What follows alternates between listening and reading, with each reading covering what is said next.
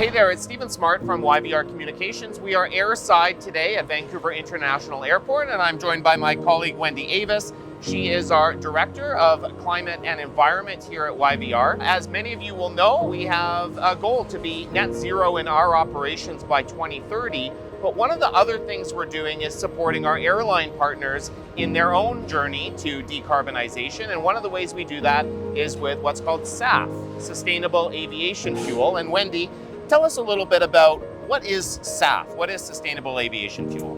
Thanks, Stephen. So SAF, Sustainable Aviation Fuel, is a low carbon jet fuel. So what we do is we take the fossil fuel that's in jet fuel and replace it with biological sources of carbon. So that would include agriculture waste or food waste like used cooking oil and wood waste.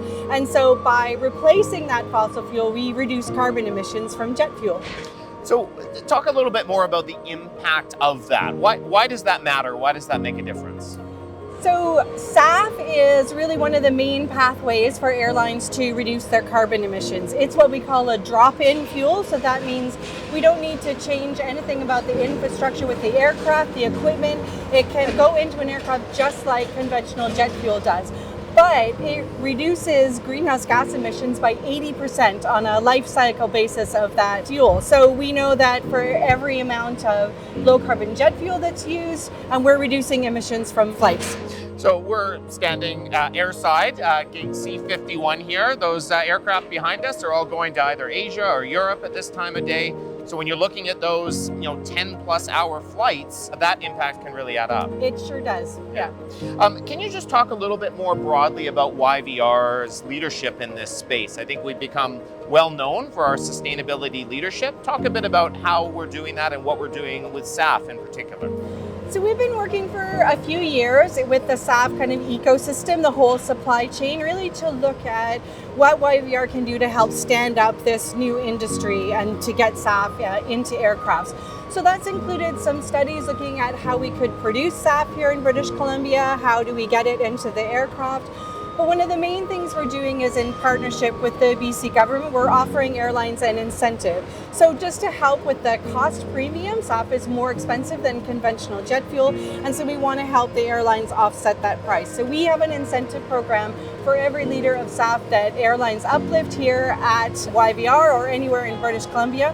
We will help them offset that cost.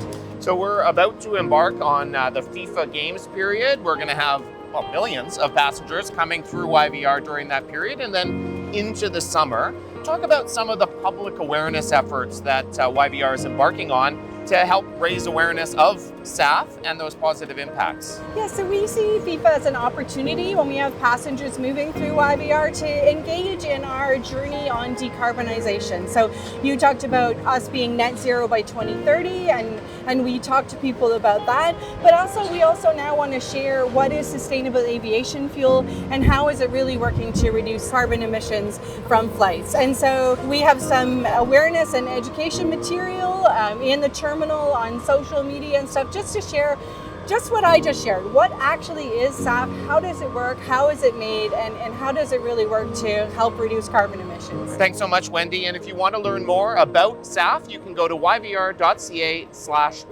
and check it all out.